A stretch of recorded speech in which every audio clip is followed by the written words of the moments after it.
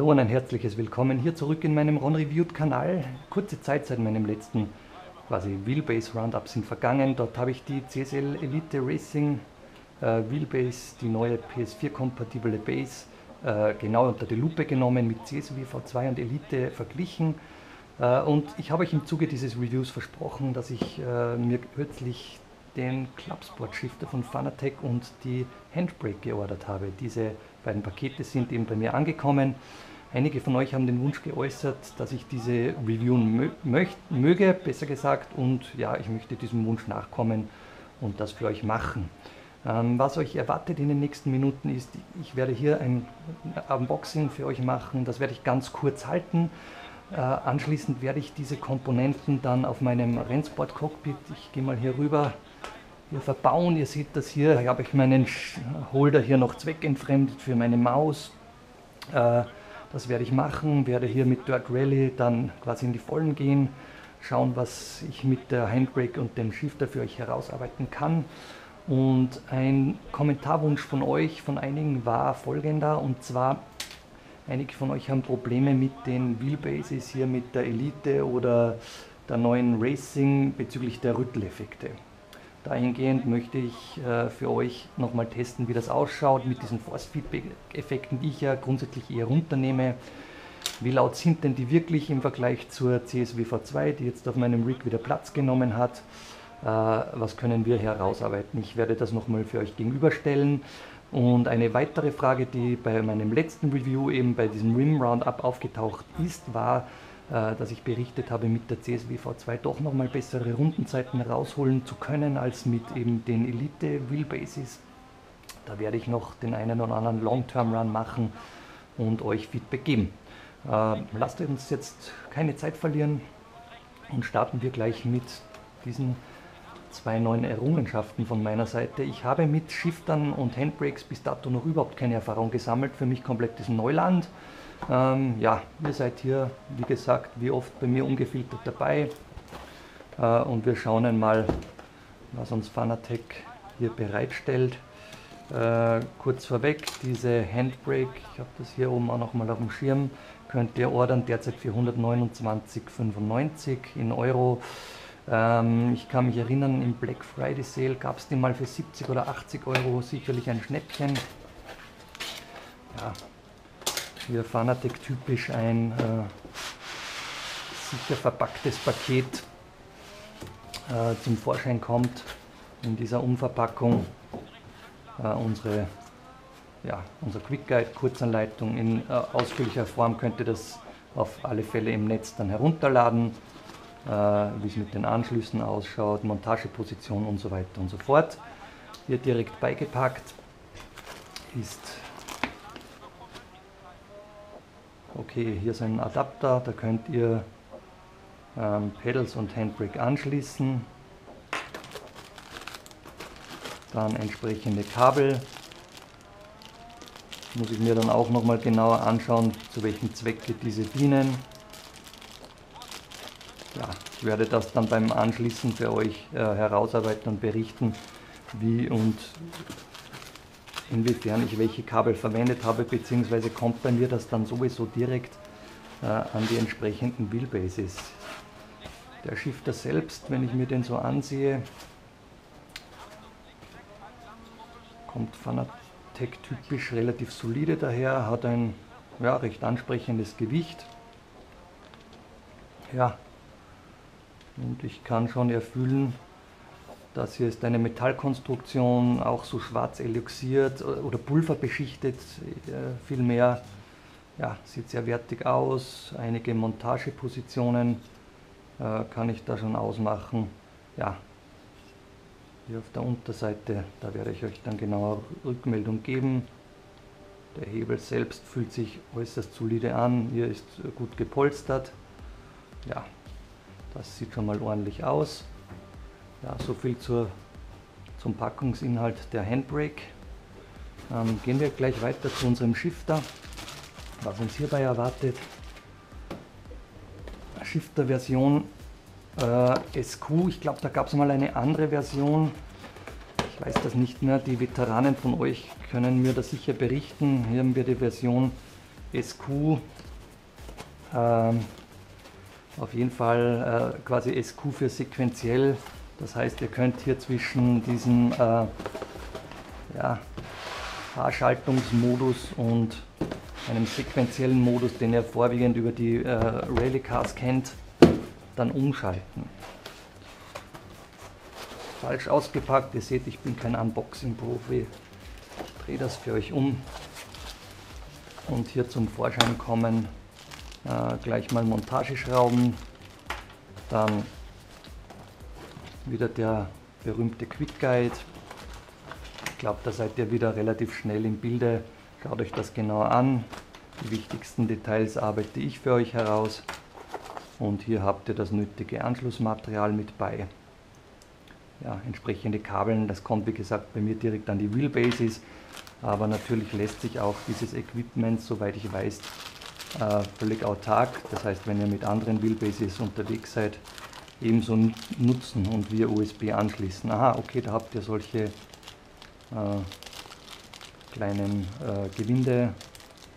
Gewindeklötzchen und dann entsprechend hier schön in Plastikfolie verpackt dieses etwas schwergewichtige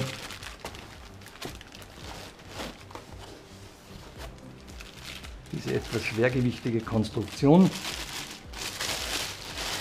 hier kommt nun unser Shifter zum Vorschein. Ja, den, wenn ihr mal in der Hand habt, dann merkt ihr, das Ding hat, keine Ahnung, 2-3 Kilogramm auf jeden Fall. Alles aus Metall ausgeführt, sehr solide, sieht sehr wertig, sehr edel aus. Das sind wir von Fanatec gewöhnt. Macht sich sicher gut dann hier an meinem Rennsport-Cockpit in Schwarz. Passend super zur Wheelbase, auch zu den Elite Wheelbases. Also das sieht mir wirklich sehr ordentlich aus. Ja. Was kann ich auf den ersten Blick erkennen? Ihr habt diesen sehr wertig ausgeführten Ganghebel, der sich eben über ein standardisiertes Gewinde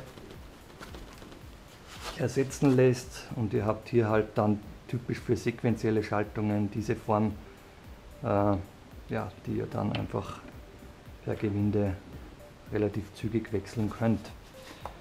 Genau angeschaut den Shifter, genau hier auf der Seite habt ihr dann, ich halte euch das mal vor die Nase, diesen Wählschalter für sequenziell und für quasi 8-Gang Haarschaltung. Der lässt sich wirklich ruckfrei verschieben, und so könnt ihr, ja, den habt ihr auf der anderen Seite auch, also wenn das mal hakt, dann bedient beide gleichzeitig. Ihr könnt ihr dann eben umschalten zwischen den verschiedenen Schaltmodi. Ja, das funktioniert hier mal äußerst satt und sehr ordentlich. Rückwärtsgang reindrücken, wie bei vielen echten Fahrzeugen eben auch. Oder ihr schaltet auf den sequenziellen Modus um und dann habt ihr die Gänge mit rauf und runter, hoch und runter schalten eben. Ja, sieht wunderbar aus. Ich werde das montieren auf meinem Rig, werde Testrunden drehen, euch Rückmeldung geben, euch berichten, inwiefern sich diese Ergänzungen lohnen. Der Shifter selbst, kurz auf die Homepage geblickt, eben 259,95 aktuell.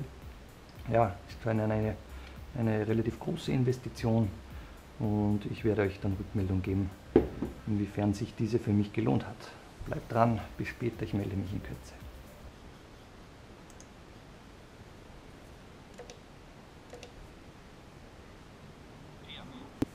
Ja, liebe Community, herzlich willkommen zurück hier live in meinem Rennsport-Cockpit. Ich habe Shifter und Handbrake soeben montiert, angeschlossen und fahre mit euch die ersten Testkilometer hier mit Dirt Rally.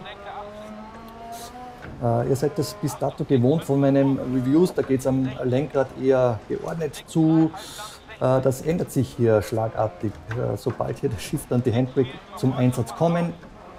Ihr seht hier reichlich Arbeit, beziehungsweise das Ganze zu koordinieren. Also eure Multitasking-Fähigkeiten werden hier wirklich auf die Probe gestellt, wenn ihr bis dato, so wie ich, meist bei Assetto Corsa, Race Room, Project Cars eure Runden gedreht habt. Das hier, wie gesagt, setzt eure Multitasking-Fähigkeiten auf eine neue Stufe, und gleichzeitig Respekt an die Rallye-Fahrer da draußen.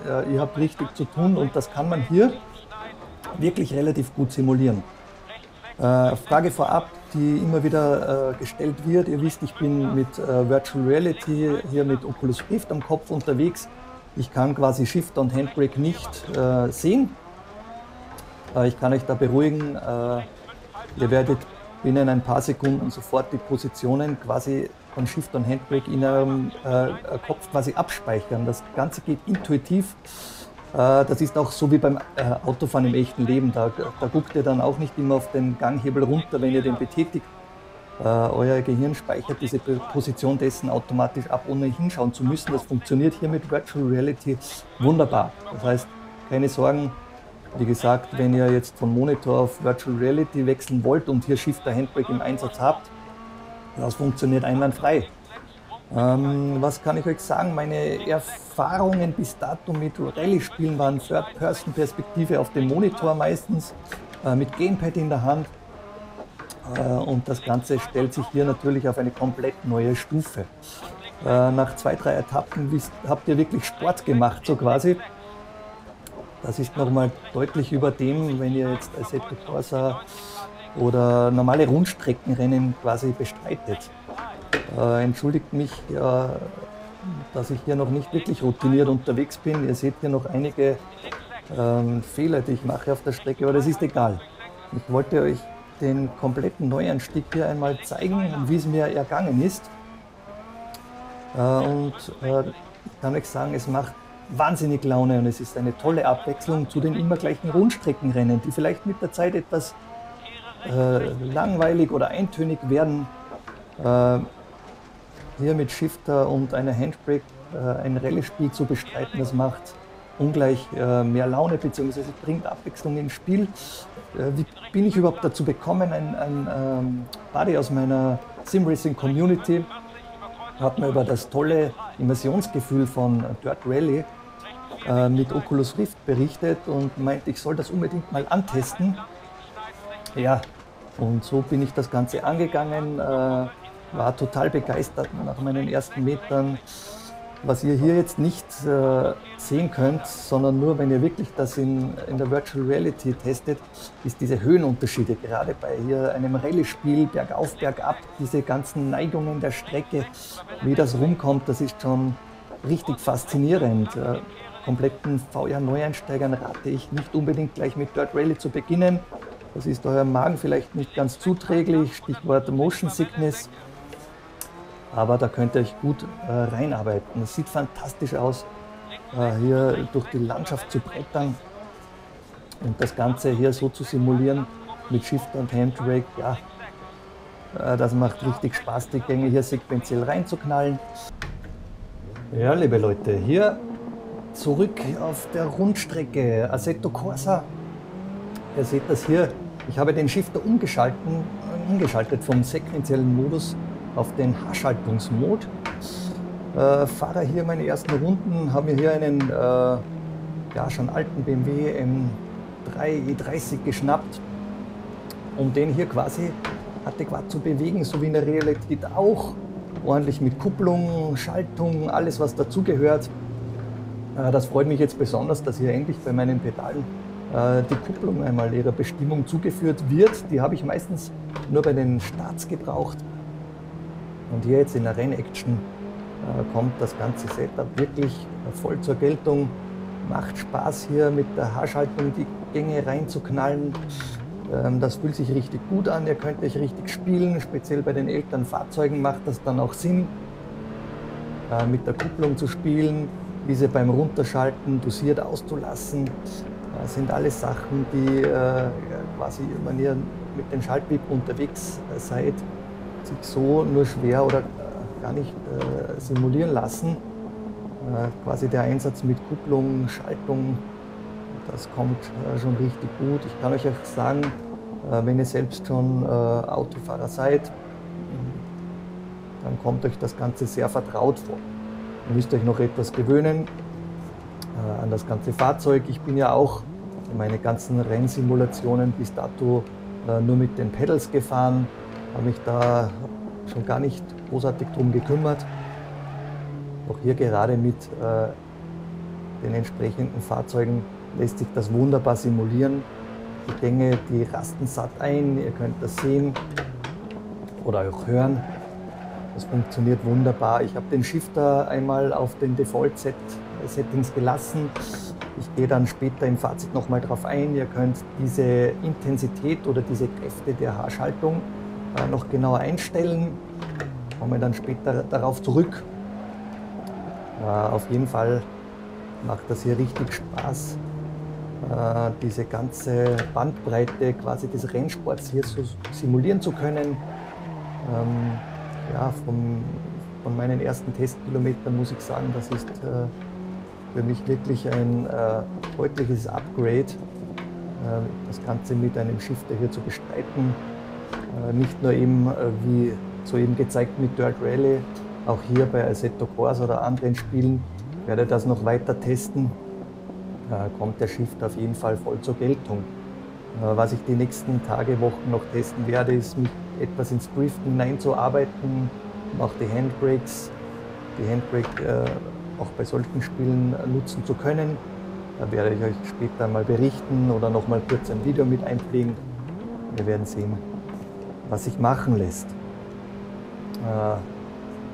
Ich werde hier die paar Runden noch zu Ende drehen. Melde mich dann zurück mit einem Fazit, mit den anderen zuvor angesprochenen Punkten, auf die ich kurz eingehen möchte. Wir hören uns später. Bleibt dran. Liebe Grüße. Ja, liebe Leute, zurück von der Strecke. Bevor wir zu unserem Fazit kommen bezüglich Fanatec's Shifter und der Handbrake, kurz noch zu euren Fragen. Ich blende euch das hier Bild in Bild ein, damit wir das beantworten können. Ich habe euch hier nochmal das Bild aus dem Fanatec-Treiber mit eingeblendet und ihr habt mich gefragt, wie es aussieht mit diesen Rütteleffekten bezüglich CSV V2 und CSL Elite Base, wie laut sind denn die? Ihr könnt das am leichtesten testen direkt über den Treiber. Ihr habt hier den Button Force Feedback Test, den klickt ihr drauf. Und ich kann auch sagen, auch bei der CSV V2 ist das hörbar. Hier wird das maximale Force Feedback bzw. diese Rütteleffekte simuliert. Hört kurz mal rein. Ja, ich habe das auch gegengetestet mit meinen Elite Wheelbases. Ich muss zugeben, bei der CSV V2 ist das etwas gedämpfter. Das kommt bei den CSL Elite Wheelbases etwas metallener rüber, aber trotzdem, nichtsdestotrotz, wenn ihr 100% an Force Feedback Rütteleffekten generieren wollt, ist das auch bei der CSV V2 hörbar. Also das könnt ihr nicht ganz abstellen. Ich fahre wie gesagt immer mit auf 30 bis 40% runter reduzierten Force Feedbacks. Das ist für mich das optimale Maß und stört mich auch nicht, ganz und gar nicht, da ich auch immer mit den Kopfhörern unterwegs bin. Ganz kurz noch zu den Rundenzeiten CSV V2, ja, ich habe es nochmal in Long-Term-Runs getestet. Ich bin mit der V2 etwas schneller als mit den Elite Wheelbases. Das kommt doch über das differenziertere Force-Feedback und die etwas mehr an Power rüber. Macht jetzt bei meinen gewohnten Rundenzeiten wie Catalunya eine halbe Sekunde, bei NOS vielleicht eine Sekunde aus. Aber nachdem ich jetzt nicht der großartige Hotlapper bin, spielt das für mich jetzt eine weniger große Rolle. Ja, lasst uns jetzt zu unserem Fazit kommen bezüglich des Shifters. Ihr seht es von der Montage her, ich möchte kurz darauf eingehen. Ich habe hier meine quasi Clamp hier von Fanatec direkt für das Rennsport-Cockpit im Einsatz. Das funktioniert relativ einfach, indem direkt an diese Clamp der Shifter hier frontseitig quasi montiert wird mit diesen Nuttensteinen mit Gewinden. Könnt ihr das genau auf eure Höhe einstellen. Und direkt an den Shifter könnt ihr dann hier, je nachdem auf welcher Seite ihr das wollt, auch eure Handbrake befestigen. Ja, ich habe es bei einigen gesehen, die haben die Handbrake eher links, ich habe es jetzt eher rechts. Ja, das ist vielleicht Gewöhnungssache. Mir hat diese Anordnung bis dato sehr gut gefallen. Ihr seht das hier vom Lenkrad. Solltet ihr natürlich in einem gewissen Abstand, wo ihr das schnell greifbar habt, das montieren. Ich weiß jetzt nicht, welche Seats, welche Rigs bei euch in Einsatz kommen. Achtet auf jeden Fall darauf, dass sich das hier relativ kompakt und solide befestigen lässt. Wenn ihr hier unterwegs seid und hier arbeitet, sollte die ganze Konstruktion eures Rigs entsprechend standhalten, damit hier nicht alles rumwackelt oder sich verstellt. Das funktioniert wie gesagt hier relativ gut. Ein kleines Detail noch beim Shifter. auf das ich eingehen möchte. Ihr könnt die Intensität, die Kraft, das habe ich vor im Video erwähnt, einstellen. Ihr benötigt hierzu einen handelsüblichen 5er Inbusschlüssel und hier auf der Seite habt ihr dann so eine Schraube und könnt dann ganz einfach durch Zudrehen quasi die Intensität erhöhen, und ihr merkt schon, dann muss ich schon richtig Kräfte aufwenden, um die Gänge hier ordentlich zu schalten. Und diese Stärke bleibt auch erhalten, wenn ihr das im sequentiellen Modus nutzt. Das heißt, auch sequenziell habt ihr höhere Schaltkräfte. Für mich nicht optimal, weil im sequentiellen Modus, wenn ich nach vorne drücke zum Beispiel, bleibt der Hebel in dieser Position und ich will dieses automatische Rückstellen auf die Mittelstellung. Das heißt, ich wähle mir hier, ich drehe wieder etwas auf, eine mittlere Intensität, dann switcht das immer schön in die Mitte zurück und auch im Haarschaltungsmodus. Ja, vielleicht sollte man da etwas hin und her stellen, im Haarschaltungsmodus etwas mehr Kraft verwenden. Das ist dann eurem Geschmack überlassen, wie ihr das wollt.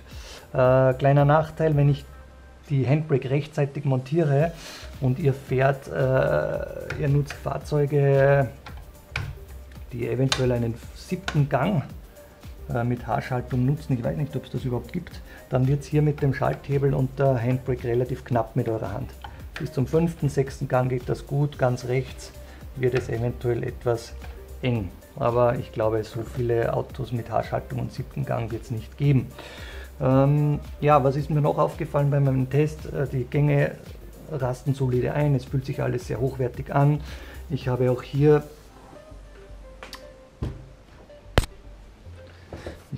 diesen Schaltknauf. Ihr seht, ihr könnt es relativ einfach tauschen. Nehmt hierzu diesen sequentiellen Schaltknopf runter. Das geht binnen ein paar Sekunden. Und wenn ihr im Haarschaltungsmodus unterwegs seid, fährt man üblicherweise dann mit diesem Schaltknüppel sozusagen. Ja, das ist eurem Geschmack überlassen. Ich bin auch Haarschaltungsmodus mit dem sequentiellen gefahren. Ja, das macht ihr, wie ihr wollt. Ganz kurz noch zur Einrichtung. Hier bei Assetto Corsa, die Konfiguration gelingt denkbar einfach. Ihr habt über die Steuerung eure Handbrake, die ihr hier quasi belegen könnt. Ihr seht das hier, das ist Axis Nummer 8, die belegt ihr. Und ganz wichtig, sonst bleibt ihr am Start hängen. Klickt auch hierzu den Inverted-Button an, damit eure Handbrake quasi nicht immer aktiv ist. Dann bei der Gangschaltung selbst nutzt ihr diese Schaltung entsprechend. Dann seht ihr, hier werden diese Buttons entsprechend eurer Schaltvorgänge belegt. Funktioniert sehr einfach. Ich zeige es euch nochmal kurz. Belegt ihr den ersten Gang, dann sieht das folgendermaßen aus. Ihr klickt hin, belegt den ersten Gang ein, weg mit der Schaltung auf Neutralstellung und somit ist der Button belegt. Alle Buttons bis 7 und Retour, vergesst nicht anzuklicken, benutze separate Schaltung und schon kann es losgehen. So viel die Konfiguration hier bei Assetto, bei anderen Rennspielen wird das sehr ähnlich sein. Für euch vielleicht noch wichtig bezüglich des Anschlusses. Also ihr habt folgende Anschlussmöglichkeit, die am einfachsten genutzt ist, die, wenn ihr eben von Fanatec eine Elite oder CSW V2 Wheelbase nutzt. Ich habe das dann so gelöst, ich zeige euch das mal hier. Da ist bei dem Shifter beigelegt dieser quasi Adapter, und mit diesem Adapter könnt ihr hier, den steckt ihr hier quasi bei dem Pedalanschluss an, und über diesen Adapter schließt ihr dann eben selbst die Pedale wieder an und eure Handbrake. Für den Shifter selbst, da habt ihr auf eurer Wheelbase oder auf den Pedalen direkt eure eigenen Anschlüsse, den könnt ihr direkt anstecken und dann seid ihr da bereit zum Loslegen. Ja, das ist eine Möglichkeit des Anschlusses. Die zweite Möglichkeit, ich zeige euch das hier am Bildschirm, ist folgende. Nutzt ihr andere Wheelbases, andere Lenkräder und wollt diesen Shifter oder die Handbrake separat nutzen, dann geht dieses relativ einfach. Da müsst ihr nur daran denken, diesen Clubsport USB Adapter zu ordern. Den seht ihr hier, der kostet 25 € und mit diesem Clubsport USB Adapter könnt ihr dann eure Handbrake oder euren Shifter dann direkt an den PC anschließen. Es geht relativ einfach, ihr habt hierzu volle PC-Kompatibilität und könnt das nutzen. Wichtig jetzt für euch als PS4-Nutzer, wenn ihr die CSL Elite Racing Wheelbase nutzt und Shifter Handbrake da ebenso, dann schließt die natürlich direkt an die Wheelbase an. Insofern das Spiel das dann supportet, wird das dann auch funktionieren. Geht wie gesagt relativ einfach im Anschluss und ihr könnt direkt darauf loslegen. So viel meine wichtigsten Punkte. Kurz noch zu meinem Rig, wie habe ich das gelöst. Ihr seht das hier rechtzeitig, wenn ihr hier mit VR unterwegs seid und baut euch hier so eine Ablage, da könnt ihr mit Maus und Tastatur dann alles konfigurieren, Ingame VR. Also ein kleiner Tipp von mir. Ja, grundsätzlich zum Shifter und zur Handbrake meine Empfehlungen sind folgende. Wenn ihr dieses Upgrade für euer Rig einplant, dann seid ihr bei knapp 259 plus 129 Euro. Da kommt ihr auf knapp 400 Euro. Das ist eine Investition, die nicht ohne ist, klar zugegebenermaßen. Aber ihr bekommt hier von Fanatec, wie gesagt, wie immer High-End-Ware geliefert. High-End-Ware heißt, ihr werdet wirklich Freude an diesen Produkten haben. Das bedeutet für euch eine gewisse Abwechslung. Wenn ihr so wie ich jetzt mit Dirt Rally angefangen habt, dann macht das irre viel Spaß, viel mehr als vorher.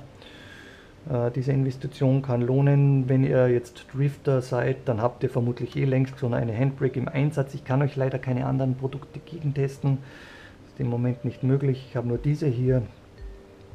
Kann sagen, von der Verarbeitung sieht das Ganze äußerst solide aus, wie vorher erwähnt. Alles eine Metallkonstruktion, die Gänge rasten satt und solide ein. Das lässt sich alles bombenfest montieren. Von meiner Seite klare Empfehlung, Shifter Handbrake. Wollt ihr eurem Simracing Spaß ein Upgrade gönnen, dann nehmt das Geld in die Hand, gönnt euch dieses Upgrade.